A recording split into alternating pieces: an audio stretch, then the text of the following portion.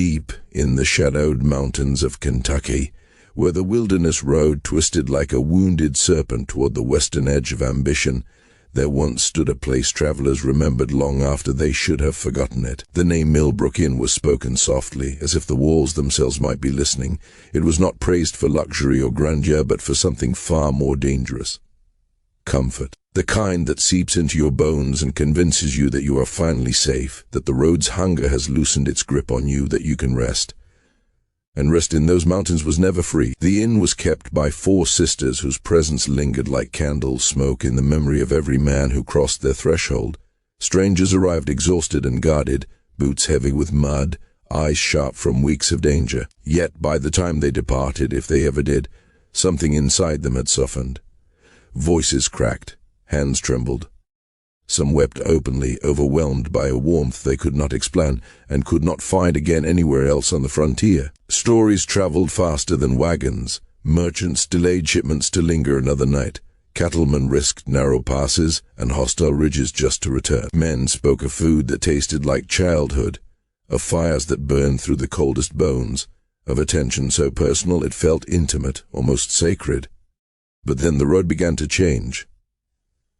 Wagons appeared abandoned along the mountain bends. Horses were found wandering riderless, reins trailing through the dirt like shed skins, and the men who should have been guiding them never arrived. At first, the whispers were dismissed as fear bred by distance and drink, until the disappearances formed a pattern too deliberate to ignore. Every vanished soul had been seen last on that winding ascent toward Millbrook Inn. Every trail of hope ended at the same welcoming door. The truth of that place did not begin with murder. It began with loss. Years earlier, when the patriarch of the Cunningham family succumbed to a wasting sickness, he left behind more than land and buildings. He left 4 daughters alone in a world that devoured unguarded women. The estate stretched across fertile mountain ground, positioned perfectly along the wilderness road. It was both a blessing and a trap. Survival demanded ingenuity. And ingenuity, when fed by desperation, can rot into something monstrous. The eldest sister possessed a mind sharpened by necessity. She understood profit, leverage, and the power of appearances. Another carried a beauty that disarmed men before they realized they were vulnerable, her gaze making each guest feel uniquely chosen. One sister knew the mountains intimately, every root and leaf, every brew that could soothe pain or quietly still a heart. The youngest radiated innocence, her laughter lowering defenses faster than any blade ever could. Together, they became something more than family. They became an operation. Millbrook Inn flourished. Fires burned brighter. Meals grew richer. The whiskey flowed smooth and generous. Guests were encouraged to linger, to drink deeply, to speak freely. And always there was tea, warm and fragrant, offered with gentle smiles and steady hands. Travelers slept deeply there, deeper than they ever had before, deep enough not to dream, deep enough not to wake. The mountains kept their secrets well. Screams did not carry far. Fresh earth blended easily with old soil, and the road, endlessly hungry, swallowed absence without question. What had once been privacy became concealment. What had once been hospitality became a lure. The staff who worked the land noticed things they did not name aloud. A foreman who knew every ridge and ravine learned to look away.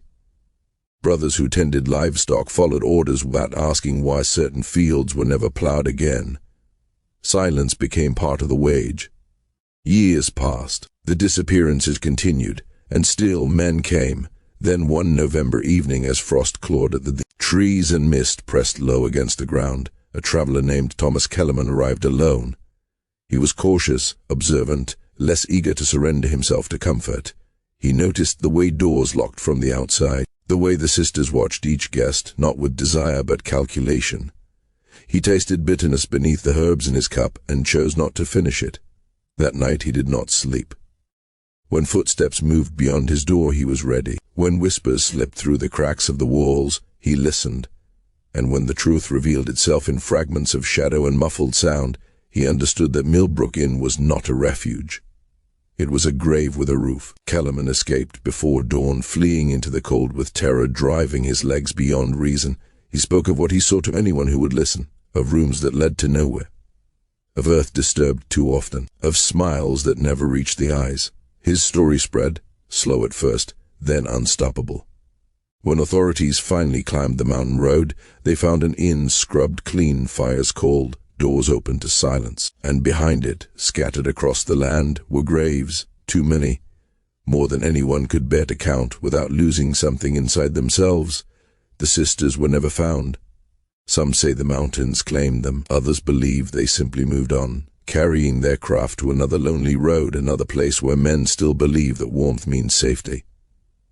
And even now, when the wind moves strangely through Kentucky's high places, there are those who swear they can smell whiskey on the air, hear soft laughter behind them on empty paths, feel an invitation pressing gently against their spine, promising rest, but the road remembers, and so do the dead. Kellerman arrived carrying more than saddlebags and coin. He carried absence. A man hollowed out by loss moves differently through the world, and the sisters could sense it the moment he came into view, hunched against the cold rain's tight in, gloved hands as snow began to drift from a darkening sky. He was a cattle buyer by trade, hardened by years of negotiation and travel, yet grief had softened his edges, made him readable in ways even he did not understand. Recently widowed, unanchored, unobserved. The kind of man the mountains swallow without protest. The path to the inn was slick with ice when his horse staggered forward, breath steaming, hooves scraping stone. The door opened before he knocked. Margaret stood framed by firelight, her smile measured, her eyes sharp. She took him in instantly, the cut of his coat, the weight of his packs, the quiet desperation that clung to him more tightly than the cold. A man like this was not just wealthy, he was yearning, and yearning was far more valuable than gold. Her greeting was flawless, neither too familiar nor too distant, a voice that promised safety without demanding trust. The warmth inside wrapped around him like a remembered embrace. The scent of slow-cooked meat, herbs, and fresh bread loosened something in his chest. Catherine moved gracefully near the hearth, arranging flowers that should not have survived the season, while Elizabeth laughed softly at some private joke. Sarah's stew simmered patiently, rich and comforting, steam curling upward like a spell. Kellerman felt it immediately, relief. This was not merely shelter. This was belonging. He stayed, and with each passing hour the sisters wove themselves deeper into him. Meals became indulgent feasts, flavors lingering long after the plates were cleared. Conversations stretched late into the night, Margaret drawing him into discussions that made him feel sharp again, respected, necessary. Elizabeth listened to his stories with wide eyes, turning his ordinary memories into something worthy of admiration. And Catherine watched him. On the second night, when the other guests drifted away and the fire burned low, she joined him by the hearth, 2 glasses in her hands, the liquid within glowing amber, fragrant with spices that warmed the throat and slowed the mind. She spoke softly, leaning close, her presence a quiet gravity he could not resist. Under her attention, his restraint unraveled. Words poured from him, grief he had never spoken aloud, spilling into the space between them. He spoke of his wife, of the empty rooms that still smelled faintly of her soap, of nights spent listening for footsteps that would never return. Catherine listened as if no other sound existed. Her sympathy felt absolute. A hand on his arm, a gentle murmur. She spoke of loneliness as if it were a temporary illness, something that could be cured with the right care. The fire crackled. Shadows moved. Kellerman leaned closer, convinced that fate had brought him here to this moment, to this woman. Whatever passed between them that night left no written record. But in the morning he was changed. His smile came easily, his appetite returned. He spoke of extending his stay, of returning again on his way home. He pressed extra coins into Margaret's palm with heartfelt gratitude, praising the inn, the sisters, the feeling of being seen. He rode out with plans for the future, convinced he had found something rare and precious in the mountains. He never reached Kentucky. Days later, his horse was discovered wandering alone, reins trailing through frozen brush near the gap in the hills. No blood, no signs of struggle, just absence. In a land where men vanished often, the explanation required little imagination. Bandits, beasts, bad luck. The road had claimed another, but the truth unfolded quietly, with terrifying efficiency. Heinrich Zimmer had been waiting in the trees, his breath steady, his grip sure. Kellerman never heard him approach. The blow came swift and final, crushing thought and hope alike in an instant. The body was wrapped, carried deep into the forest, placed where earth had already been prepared to receive it. The coins returned to the inn, heavy with promise. That night, the sisters gathered around the kitchen table. Gold gleamed in the lamplight, stacked carefully, counted with calm precision. The amount eclipsed an entire year of honest earnings, proof of concept, proof of power. Margaret saw the path clearly now. Catherine had confirmed how easily desire could be shaped into obedience. Sarah ensured no trace remained, her knowledge of compounds and decay erasing evidence as cleanly as snowfall. Elizabeth watched silently, eyes wide, learning how innocence could be weaponized through silence. Their voices were low, almost reverent. There was no guilt, only calculation. A man like Kellerman would not be missed quickly. No close kin, no one waiting. He had traveled alone into a place where names dissolved and stories died. Perfect. Catherine smiled, the same gentle expression she had worn beside the fire, and remarked how willingly he would have given anything. And she was right. From that moment forward, Millbrook Inn was no longer merely a refuge. It was a machine finely tuned, fed by longing and silence. The road continued to deliver men carrying grief, ambition, solitude, and the sisters waited, fires burning, doors open, smiles ready.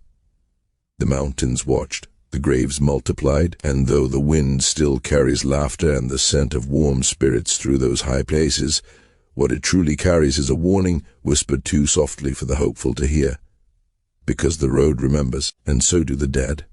What the sisters uncovered during that frozen November was not merely a method of theft, nor a cruel indulgence of desperation. It was a revelation far more intoxicating than gold. They had learned how to erase a human life so completely that the world itself accepted the loss without protest.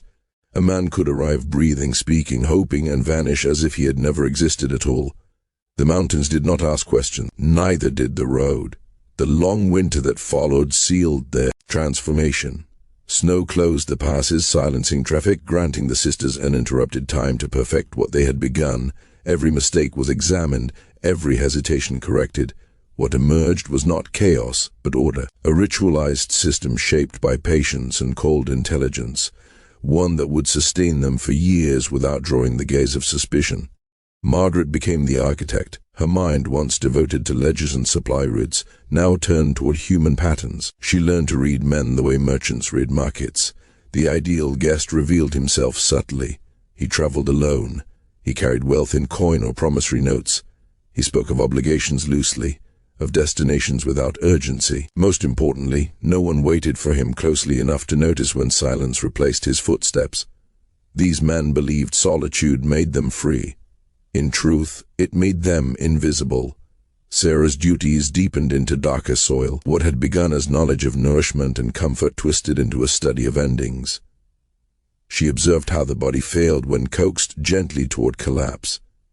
Certain berries could summon violent illness that mimicked plague. Certain blossoms slowed the heart until it simply forgot to continue. Roots steeped too long could empty a man's strength before he realized anything was wrong. Behind the inn, hidden among honest herbs, she cultivated death with the care of a devoted gardener. Leaves dried beneath eaves, powders were measured with reverent precision. Nature, she learned, was eager to assist. Catherine sharpened herself into something almost unreal. She listened more than she spoke. She watched how men carried grief in their shoulders, pride in their posture, longing in the pauses between words. With uncanny instinct, she became whatever reflection they needed to see. To the faithful, she spoke softly of providence. To the educated, she revealed curiosity and wit. To the broken, she offered warmth without judgment. Her greatest weapon was not beauty, but understanding. She made men feel chosen, and once chosen, they surrendered willingly. Elizabeth remained the face of innocence. Youth shielded her like armor. Guests who felt uneasy around the older sisters found their fears dissolving under her easy laughter and bright questions. She gathered details effortlessly, never seeming to pry. Where had they come from? Who expected them? How long would they stay? Her presence reassured visitors that nothing dark could exist beneath a roof that sheltered such purity. She learned early that silence could be as powerful as speech. Beyond the walls, the practical work fell into practiced hands. The Zimmer brothers approached their tasks with quiet efficiency, guided by habits formed long before they arrived in the mountains. Hidden caverns became repositories of forgotten men, sealed behind stone where air and earth accelerated decay. Possessions were sorted methodically, coins cleaned, papers destroyed. Anything that might speak was silenced forever. Ezra Hawthorne completed the circle. His weathered face and reputation for honesty granted him authority no official record could rival. When whispers surfaced, he answered calmly. Yes, the traveler had stayed. Yes, he departed healthy. Yes, the road beyond the inn was treacherous this season. His words settled doubts like fresh snow covering tracks. No one questioned him twice. Spring thawed the hills, and with it came the next test of their perfected design. William Fraser arrived soaked by rain, weary from weeks of discomfort, silver weighing heavily in his packs, a man accustomed to solitude, to guarding his gains by trusting no one. The inn unraveled him quickly. Warm food replaced hard bread. Clean linens replaced damp earth. Music drifted through the common room, stirring something long dormant in his chest. He lingered without meaning to. Margaret learned his habits. Sarah fed him generously. Elizabeth played melodies that reminded him of a life he never built. And Catherine waited. On the third night she found him alone, absorbed in a book, lamplight tracing the lines of his face. She asked him to read, claiming ignorance, her voice soft with vulnerability. As he spoke, his confidence grew, nourished by her unwavering attention. Each word loosened the defenses he had spent decades fortifying. When she praised his voice, something inside him fractured open. He confessed feelings he barely recognized. She answered with a look that promised possibility. She asked him to stay. He did. Days passed gently. Tea soothed him even as it weakened him. Dizziness crept in, dismissed as fatigue or excitement. By the final evening he could barely imagine leaving. When Catherine invited him to dine privately, candlelight painting her face in golden shadow, he believed destiny had finally chosen him. As he spoke of dreams and second chances, poison moved silently through his blood. His heart slowed, his breath grew shallow. He never realized the moment hope abandoned him. The candle burned steadily as life slipped away, and somewhere beyond the walls the road waited, already prepared to forget his name. The charm they offered was deliberate, layered, and irresistible.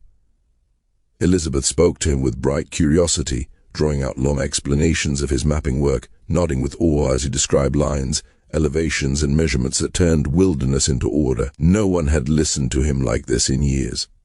Margaret joined him later, discussing land and profit, hinting at parcels hidden beyond the ridges that only locals truly understood. She spoke as an equal, as if he were no mere traveler but a man whose knowledge mattered. Yet even then it was Catherine who hovered at the edge of his awareness, silent, observant, waiting for the precise moment to step forward. Fraser's end arrived quietly, almost tenderly. The mountain night wrapped the inn in stillness as his heart finally failed, weakened not by strain but by careful design. When dawn came, his body lay beside Catherine, his face calm, lips parted as if caught in a final breath of contentment. To any observer, it was a gentle death, the sort men dreamed of without realizing how final such dreams could be. Had a physician examined him, they would have found nothing unusual. Middle-age excitement, exhaustion. The mountains provided an explanation as readily as they provided graves. They buried him with ceremony. A simple service, a carved stone, another name among generations of Cunningham dead. Margaret had insisted on the cemetery from the beginning, understanding that nothing concealed truth better than tradition. Fresh earth among old graves never stirred suspicion. Locals saw respect. In reality, it was camouflage. His wealth flowed quietly into the sisters' growing hoard, while his wagon and horses reappeared weeks later in the hands of passing traders. When questions arose, the answer was simple. He had chosen to remain west.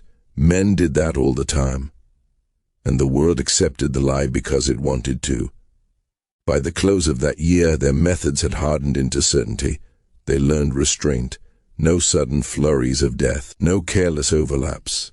Each disappearance spaced carefully, like notes in a measured composition. Excuses were prepared in advance. Accidents, illness, new beginnings. And above all, silence. Absolute trust bound them tighter than blood ever could. No whisper escaped the walls. No guilt cracked the surface.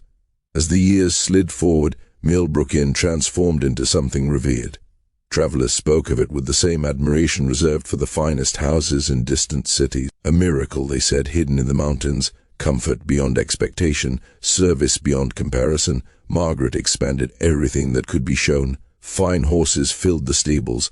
Whiskey flowed from their own distillery, smooth and rich. Guided hunts led men deep into the forest, returning them flushed with pride and gratitude. These enterprises earned legitimate fortune and, more importantly, legitimacy. The sisters were no longer merely hosts. They were respected women of business. Names filled the guest ledger in elegant script. Merchants, politicians, speculators, men who returned again and again praising the inn, recommending it, trusting it. Yet beneath the polished surface another record was kept, unwritten but precise. A tally measured not in ink but in absence. Catherine refined her gift until it bordered on the unnatural. She sensed which men were anchored to nothing, which carried secrets that kept them alone, which lives would leave only faint ripples when extinguished. Sarah's knowledge deepened further, expanding into substances that acted slowly or swiftly, that mimicked disease or exhaustion, that left no question behind. Elizabeth learned to ask without seeming to ask, to gather truths while appearing harmless, and Margaret orchestrated every movement with relentless discipline, turning murder into routine. Over time, the count grew.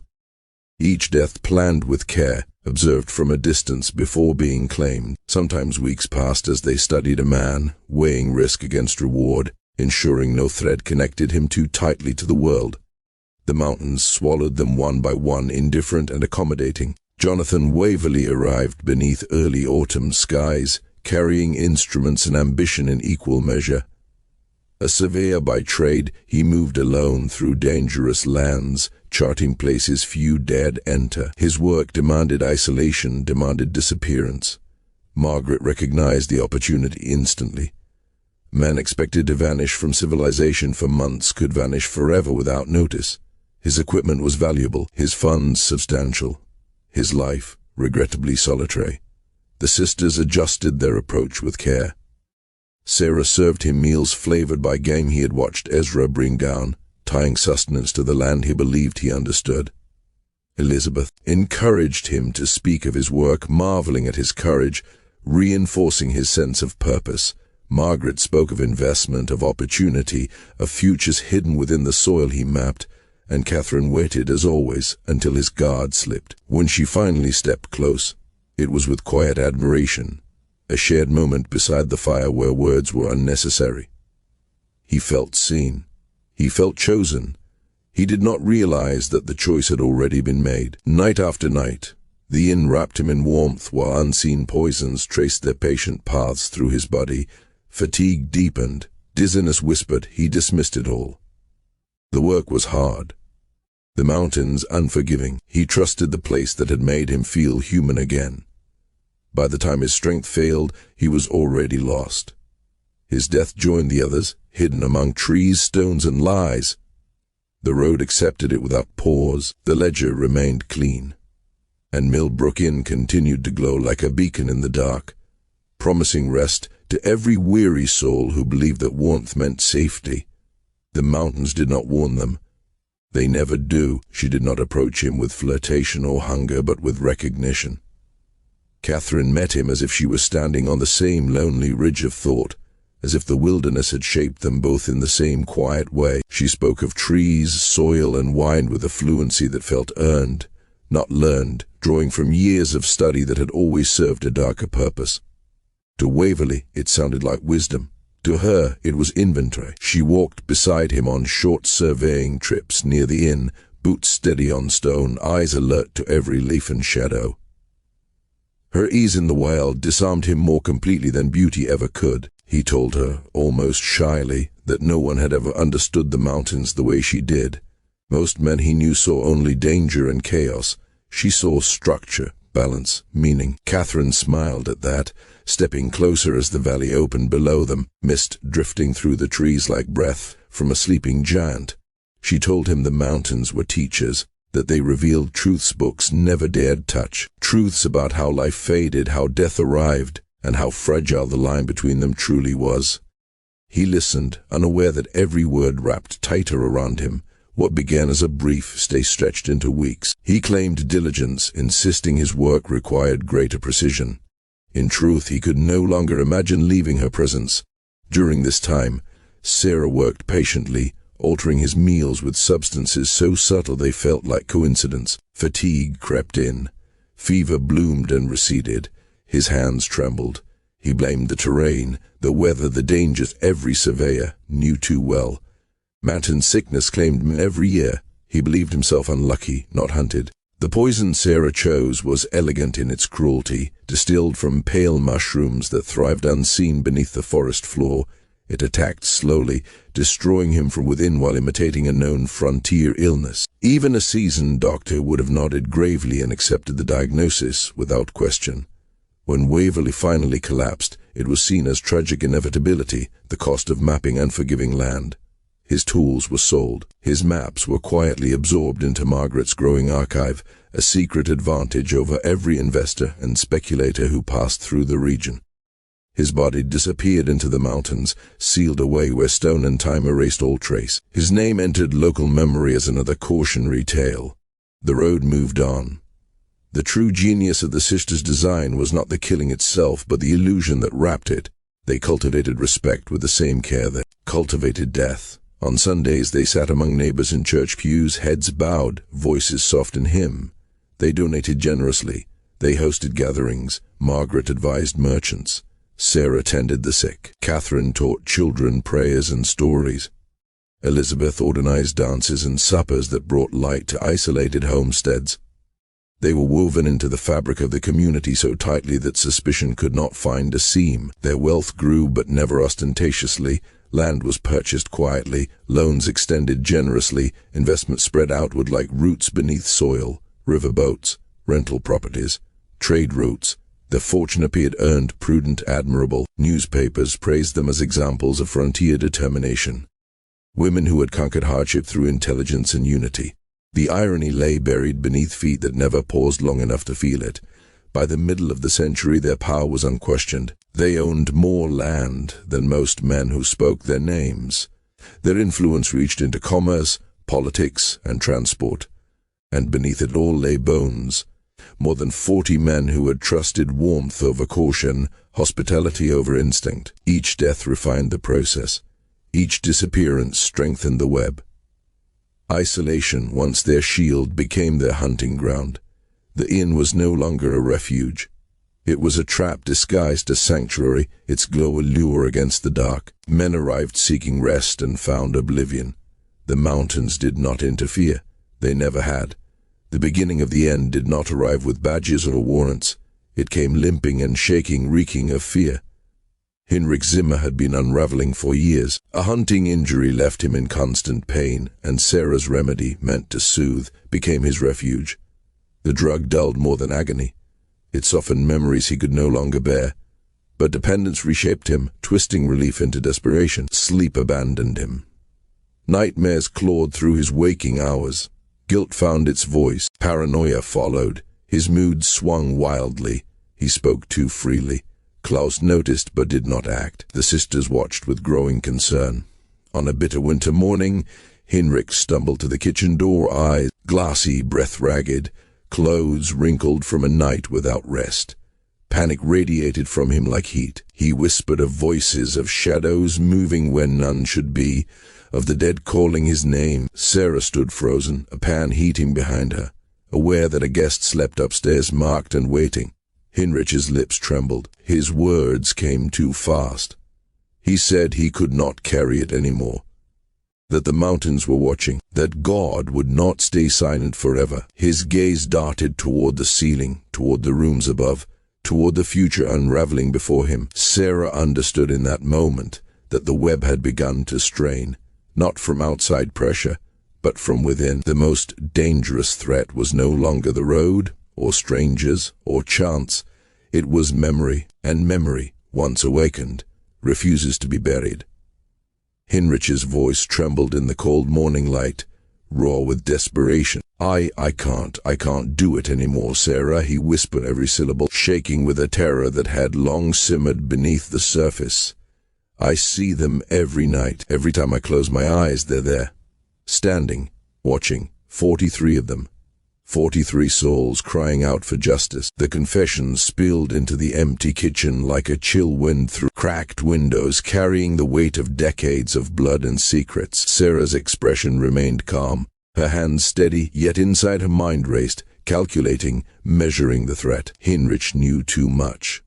Every detail of their crimes, every method, every hidden grave, he could undo everything. One slip, and the carefully constructed empire of deception would collapse, sending the sisters to gallows they had long believed themselves immune from. "You're not well, Heinrich," she said softly, stepping closer, her tone infused with concern, every gesture designed to soothe. "The medicine, it's clouding your mind. You're imagining things that aren't real." But he shook his head violently, eyes darting as if shadows themselves whispered around the corners of the room. "No," he hissed, a dangerous edge slicing through the fear. "I know what you've done. I know what I've been made to do, and it has to end.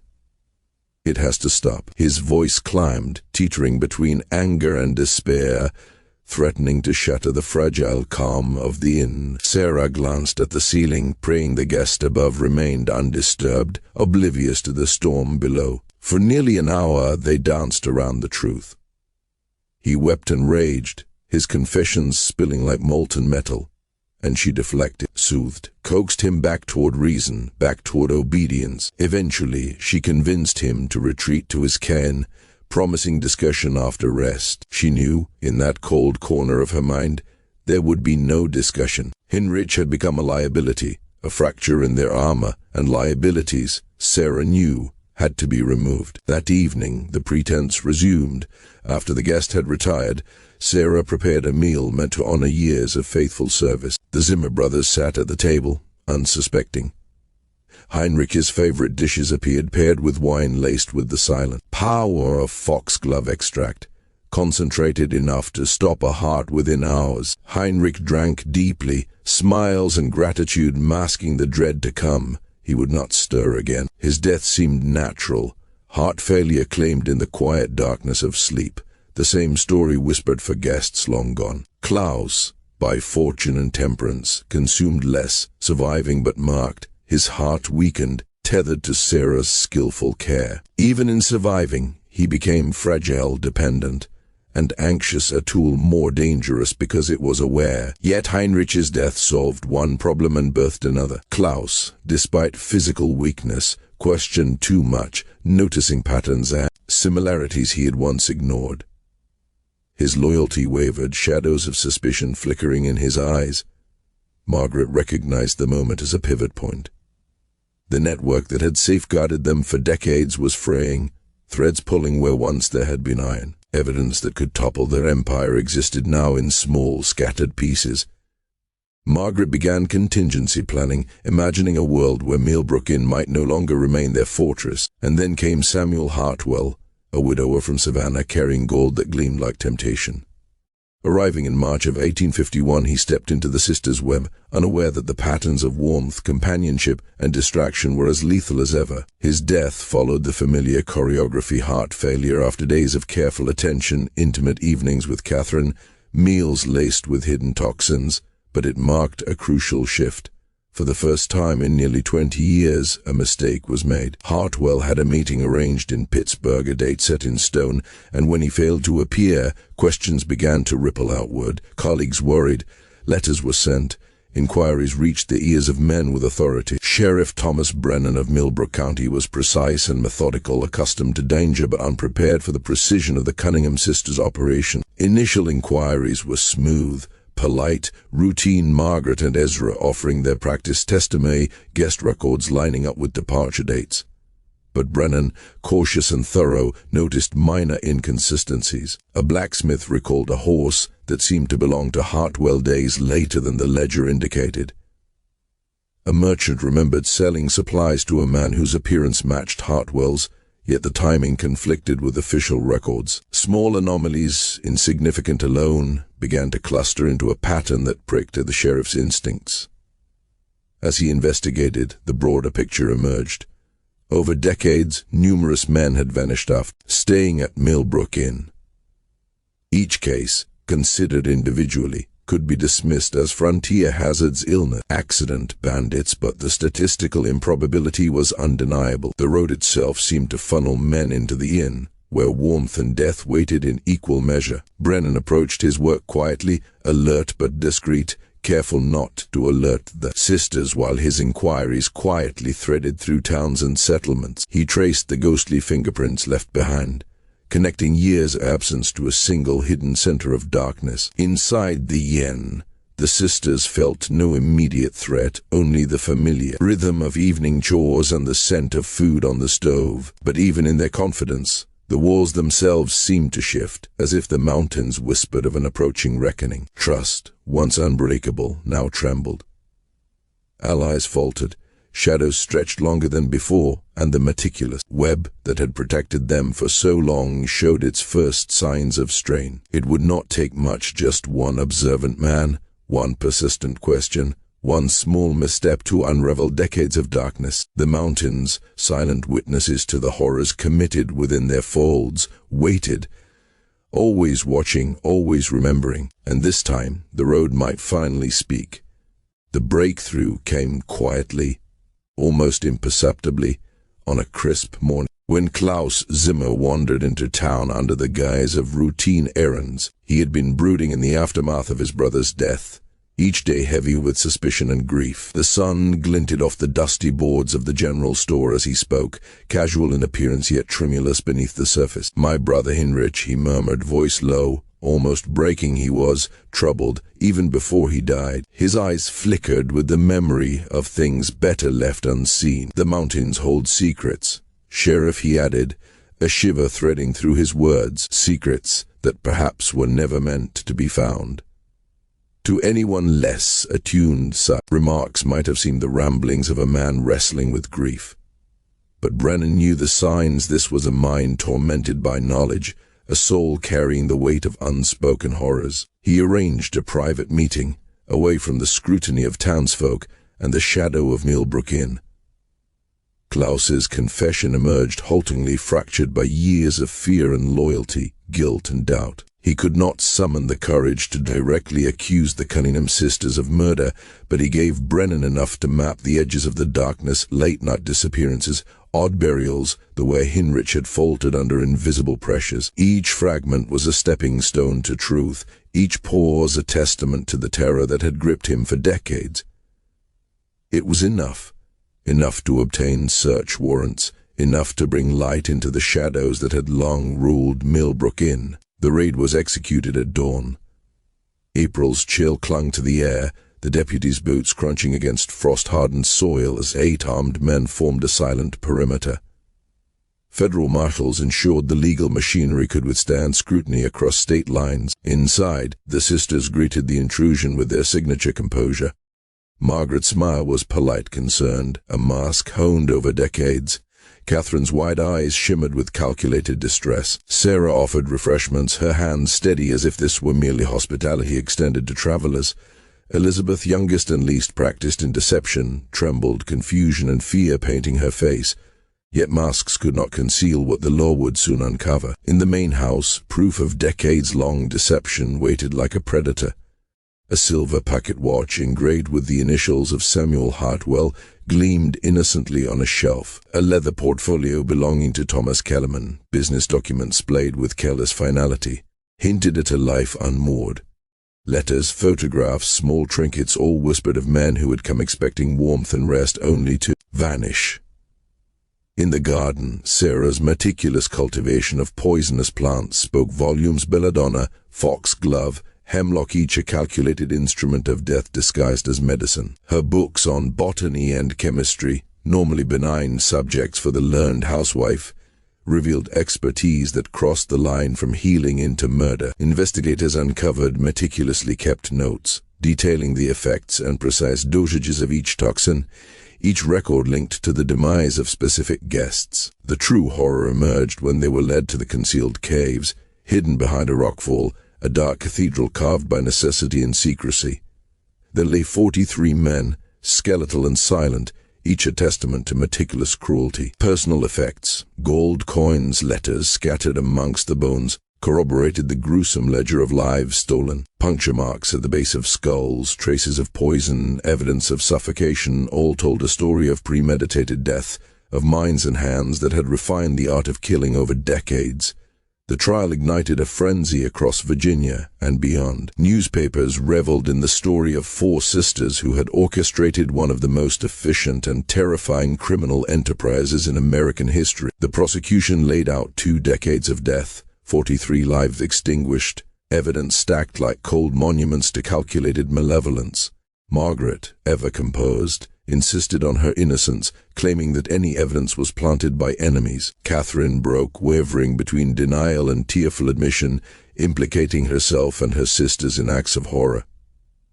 Sarah, stoic and silent, became a terrifying presence simply by refusing to speak. Elizabeth, the youngest, claimed coercion, innocence in the face of learned corruption, begging for mercy. The defense sought sympathy, painting 4 women surviving the harsh frontier, isolated and orphaned, forced into desperate measures. They argued circumstance and gender as mitigating factors, but the evidence was overwhelming. 20 years of murder, meticulous planning, calculated cruelty. The jury needed little time. Within hours, verdicts were rendered. Margaret, Catherine, and Sarah were condemned to hang, their fates sealed. The date set for October 12, 1851. Elizabeth, spared the rope by age and perceived innocence, was sentenced to life imprisonment. Trapped forever behind bars, her youth consumed by the shadow of her family's crimes. The mountains outside Millbrook seemed to breathe in relief and anger alike. Silent witnesses to decades of horror, the cliffs and valleys had kept secrets until human eyes demanded truth. The road, once a conduit for unwitting travelers, now carried whispers of justice, and the inn, the gleaming beacon of comfort and death, finally fell under the scrutiny it had long evaded. Even now, the echoes remain. 43 men, 43 lost lives, and the shadows of those women who for nearly 20 years turned hospitality into an art of death. The mountains remember. The road remembers, and for anyone who walks too close to Millbrook, the wind carries a warning too faint to hear, a story of warmth that promised safety and delivered only the cold embrace of inevitability. The world would never forget the Cunningham sisters. The executions unfolded on a grey October morning, the sky hanging low like a shroud. Over the gathered crowd, hundreds had come, drawn by curiosity, by fascination, by the desire to witness the final act of a story that had haunted the region for nearly 2 decades. The air was thick with a chill that seeped into the bones, as if even the weather itself mourned or perhaps celebrated the end of the Cunningham sisters' reign of terror. Margaret climbed the scaffold with the same cold, measured composure she had displayed throughout the trial, her eyes fixed somewhere beyond the crowd, offering no explanation, no final words of remorse. She seemed untouchable, as if the world could not penetrate the fortress of her mind, even in her final moments. Catherine and Sarah ascended together, hands entwined in a quiet act of solidarity. A sisterhood that had once been the engine of calculated cruelty, now offering a haunting echo of connection at the precipice of death. Their faces betrayed a subtle tension, a mixture of fear and acceptance, a shadow of the humanity they had long hidden beneath layers of charm and manipulation. The nooses were placed around their necks, a silent punctuation to years of meticulous horror. And far from the scaffold, Elizabeth Cunningham was led away to the Virginia State Penitentiary in Richmond, destined to spend the remaining 37 years of her life in solitude. Prison records indicate that she clung to her innocence until her death in 1888, insisting that she had been manipulated, drawn into a web spun by her sisters, rather than being a willing architect of the atrocities at Millbrook Inn. She never welcomed visitors, never left a written testament, and her version of the story, like so many others, vanished into the shadows. Klaus Zimmer, granted immunity in exchange for his testimony, simply disappeared into the folds of the frontier. Rumors placed him in Ohio, Missouri, scattered whispers of a man broken by grief, haunted by his brother's death and the knowledge he carried.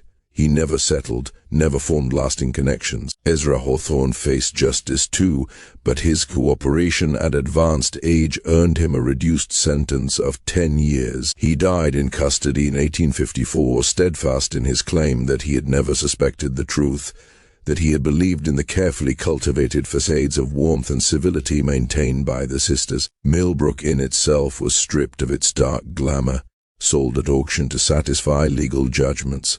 A family named Fletcher attempted to revive it as a legitimate inn, but the whispers of its past clung to the property like a shadow repelling visitors. Eventually, the buildings were demolished, the land converted to industrial use, and the copper mine where the remains of 43 men had lain hidden for decades was sealed by court order, a solemn stone marker erected, "Here lie unknown travelers, 1832 to 1851. May they find in death the peace denied to them in life."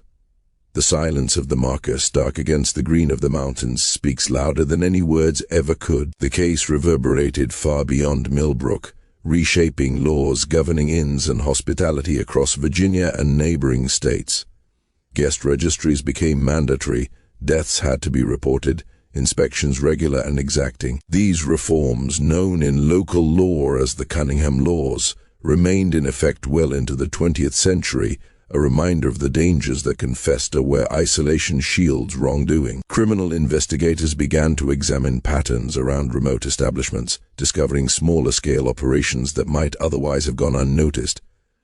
Financial investigations revealed the true extent of the sisters' success. Land holdings, investments, liquid assets they amassed a fortune exceeding $50,000, an unimaginable sum for the time. The money was allocated to compensate families where possible and to strengthen law enforcement in the hinterlands, attempting to prevent the darkness that had thrived at Millbrook from taking root elsewhere. Modern criminologists analyzing the case marvel at the precision of the operation, careful victim selection, sophisticated poisoning methods, meticulous disposal, and a perfect cover story that rendered 2 decades of murder nearly invisible. The location itself had been their ally. Isolation provided privacy. The inn's reputation as a haven drew the lonely, the lost, the unsuspecting into their web. Psychological profiles offer insight into the sisters' chilling abilities. Margaret, the mastermind, possessed a mind engineered for planning and execution, antisocial yet brilliant. Catherine exhibited traits consistent with what would now be recognized as borderline personality disorder, forming intense but ultimately meaningless emotional bonds with victims, a siren song of intimacy. Sarah's obsession with poisons hints at a fascination with control and mortality that bordered on the sadistic. Elizabeth's role remains ambiguous. Forever shrouded in uncertainty, coerced or complicit, she is the silent witness to the unthinkable. What terrifies most is the ease with which their operation could have continued. Had Heinrich Zimmer not succumbed to his own unraveling mind, had Sheriff Brennan been less vigilant, the sisters might have preyed on travelers for decades more, a hidden terror woven seamlessly into the fabric of frontier life. The randomness of their discovery serves as a sobering reminder. Many crimes throughout history vanish entirely, their perpetrators taking their secrets to unmarked graves, leaving only whispers on the wind. The Cunningham sisters transformed hospitality into a weapon, preying on the vulnerabilities of a world in which communication lagged and isolation was deadly. Travelers could vanish between towns without notice, leaving no trace save a missing ledger entry or a forgotten inn. For generations, local folklore preserved distorted fragments of the Millbrook story, a place of warmth, of charm, of quiet menace, a place where human kindness was a veneer for something far darker. And still, the mountains remember, the road remembers. For those who wander too close to Millbrook, the wind carries a warning too faint to hear but impossible to ignore, a story of welcome that promised comfort and delivered only the inevitable cold embrace of death. The world would never forget the Cunningham sisters. Their shadows remain, etched into the mountains, lingering in every gust that whispers through the trees, a cautionary tale of how evil can hide behind the most familiar, inviting faces, waiting patiently for the lonely and unsuspecting to arrive. Some retelling framed the Cunningham sisters as tragic figures driven by poverty, isolation, and desperation, victims of circumstance forced into choices no one should have to make. Others spun them into legends as if their charm and cunning were fueled by supernatural power, as if their ability to ensnare travelers was something other than cold, calculated manipulation. But the truth, documented in court records and eyewitness accounts, is far more chilling. It is a darkness rooted in ordinary human ambition, patience, and cruelty, mundane yet horrifying in its precision. Millbrook Inn itself became a symbol of fear, its walls and surrounding wilderness steeped in stories that lasted long after the sisters' execution. Hunters, hikers, and curious passers-by reported strange discoveries, fragments of clothing, rusted buttons, broken trinkets, each one hinting at the lives quietly erased in those remote mountains. Whether these were relics of the sisters' victims or the products of imagination stirred by the inn's grim reputation, no one could say for certain. Over the years, attempts were made to uncover additional burial sites. Ground-penetrating surveys in the 1980s revealed anomalies in the soil, patterns that suggested graves hidden and forgotten. Legal restrictions and respect for the dead prevented full excavation, leaving the haunting possibility that the 43 known victims were only part of the story. The Cunningham case file, preserved in the Virginia State Archives, continues to fascinate historians, criminologists, and amateur researchers alike. Margaret's meticulous records, Sarah's botanical notes, and the physical evidence recovered paint a disturbingly clear picture of a criminal enterprise that combined patience, intelligence, and a terrifying understanding of human vulnerability. The sisters' story reminds us that evil does not always announce itself with fangs or fire. Sometimes it hides behind smiles, in the warmth of an inn, in the quiet attentiveness of women who seem almost angelic, offering weary travelers exactly what they need most. Isolation was their ally, hospitality their weapon, and discretion their shield. The mountains themselves became silent witnesses to atrocities that for years no one dared suspect. Yet even now, decades later, questions remain. Were all the secrets unearthed, or do the Virginia hills still cradle shadows that have never seen the light? The story of Millbrook Inn endures as a chilling lesson. Monsters do not always look monstrous. They might be the voices that welcome you in, the hands that pour your wine, the smiles that invite you to rest, until the darkness moves unseen, inevitable, and final.